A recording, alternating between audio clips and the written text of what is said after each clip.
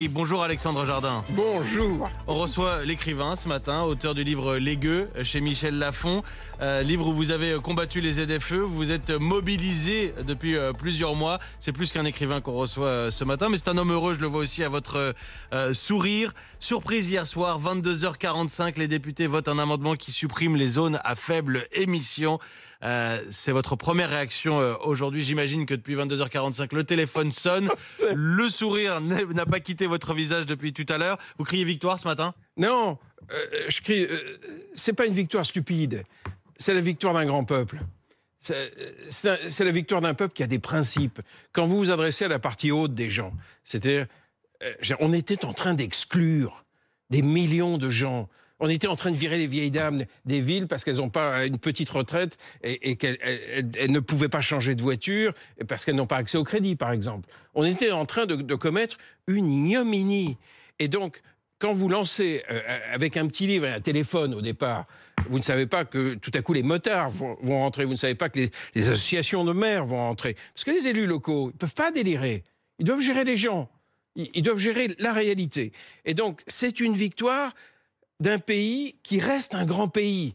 Vous restez un grand pays, assis sur des valeurs, et qui veut... Tout le monde veut une écologie, mais pas violente. Mais alors, aujourd'hui, ceux qui défendaient les ZFE vous diront que la violence, elle se passe ailleurs. Ils rappellent que c'est un outil de santé publique. Est-ce que vous comprenez qu'on puisse voir cette suppression comme un recul pour la santé des habitants des villes ? Mais c'est une escroquerie. Ah bon, on respire bien en ville ? Mais c'est pour ça qu'on gagne... Non, mais c'est pas avec des normes.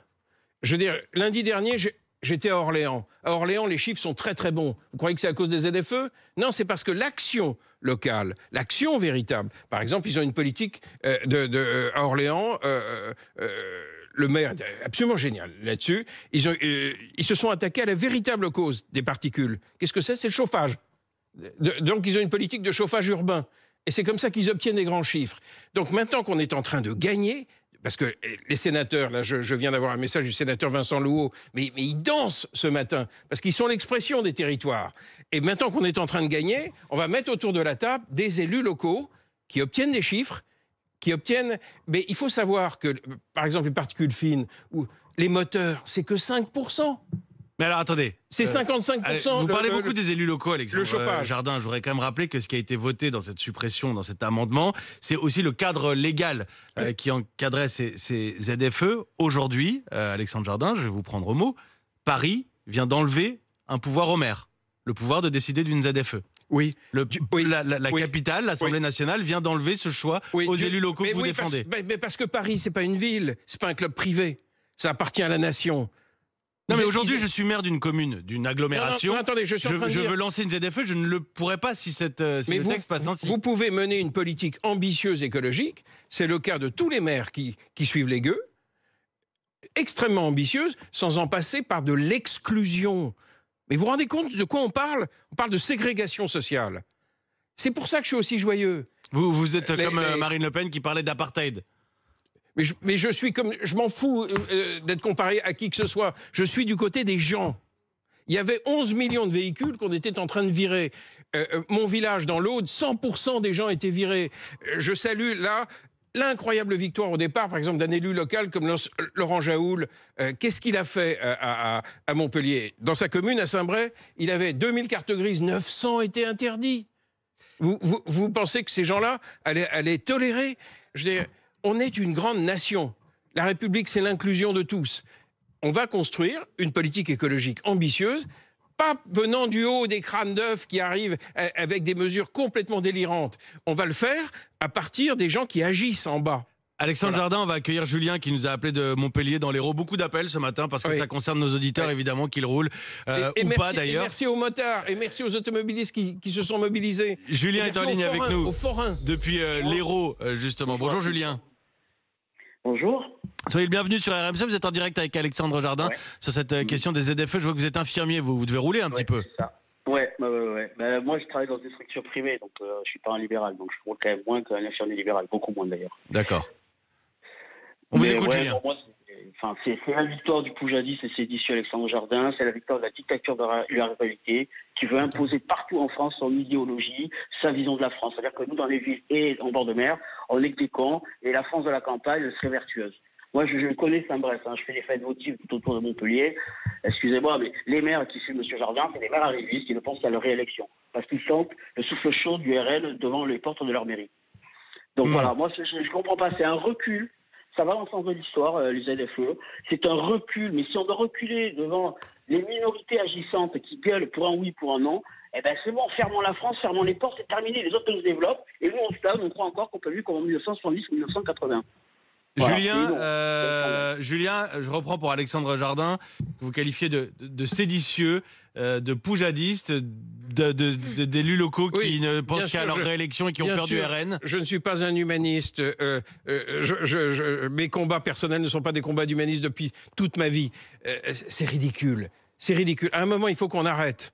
Il faut qu'on parle sérieusement et qu'on arrête surtout le mépris. Parce que les mots que ce monsieur vient d'employer sont des mots de mépris. La victoire hier à l'Assemblée, c'est la victoire, c'est la défaite du mépris. C'est-à-dire des politiques qui arrivent d'en haut et qui s'imposent de manière autoritaire. Vous ne croyez pas qu'il y a une aspiration peut-être, très certainement, la France est divisée sur ces questions-là. Très probablement, êtes-vous majoritaire aujourd'hui. Très probablement. Je vais vous donner, c'est 8 Français sur 10 qui dansent ce matin. C'est-à-dire qu'au moins on connaît les chiffres. Et chose encore plus étonnante, ça passe à travers... C'est pour ça que c'est des propos... pardon, mais... Alexandre Jardin, vous assumez le qualificatif de démagogie. Vous dites je suis derrière le peuple, je suis avec le peuple, etc. Vous assumez cette démagogie ce matin. J'assume aucun mot laid. On se bat pour des valeurs hautes. Non mais hier vous avez fait une vidéo devant l'Assemblée nationale en parlant d'élus anti-républicains. Je vais dans le sens de ce que disait Julien. Parce qu'il y avait un véritable risque. Je vais vous prendre un exemple. Le parti présidentiel voulait le maintien. Mais il faut qu'il sache qu'il a 62% de son électorat qui est contre les ZFE. Ils n'ont réussi à embarquer que 18%. À un moment, c'est pas rien la démocratie. La connexion... pourquoi j'ai écrit ce livre? Parce qu'on a un problème de connexion entre notre pays et sa technocratie, en gros. Voilà. Donc comment on s'en sort? Alors là, on vient de remporter une grande victoire. Moi, je me battrai jusqu'à ce qu'on ait en France une démocratie profondément connectée et qu'on ait un référendum d'initiative citoyenne, ce que veulent aujourd'hui l'écrasante majorité des élus locaux. Un changement, en tout cas, dans la façon de voter les lois, si je vous suis bien. Il y a des idées dans ce qu'on vous entend.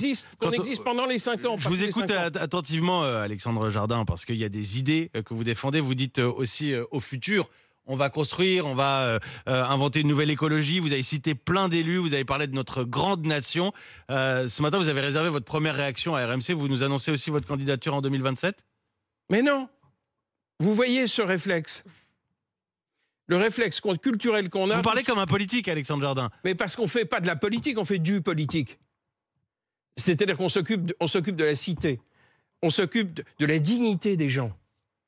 Mais ça ne passe pas forcément par un processus électoral. Moi, je suis écrivain, je publie un livre. Et c'est comme ça qu'on inverse les choses.